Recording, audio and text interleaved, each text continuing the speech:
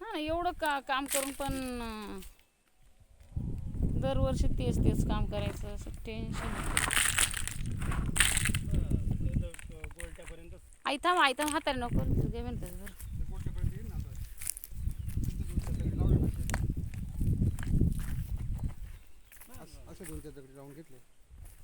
मस्त माती लावली, बघू शकता शेणखत पसरवलेलं आहे छान एकसारखं.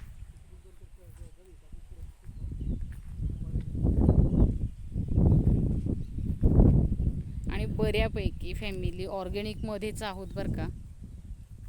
फक्त एवढंच होतं की उत्पन्न कमी येतं, नाहीतर आहोत आपण ऑर्गॅनिकमध्येच.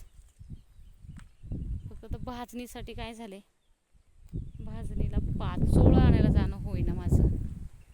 जंगलातून पाचोळा गोळा करून आणायचा असतो आणि मस्तपैकी जो बीड आपण तयार करतो तिथे भाजणी करायची असते, पण ती काही भाजणी माझ्याच्याने होत नाही.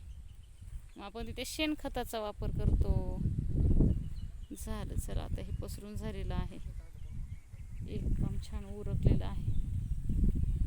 तर तहान लागली, मस्तपैकी पाणी पितो आम्ही. संभाजीकर लोकांनी आम्हाला केली मदत.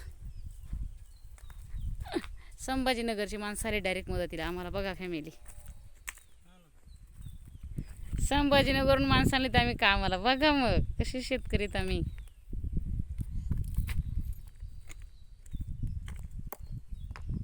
संभाजीनगरला यायचे पण केव्हा वेळ भेटतो पण असते. अशी कामं चालतात रमत गमत. मग आता काय करायचं बघा, थोडंसं त्याला हे सपोर्ट द्यायला पाहिजे.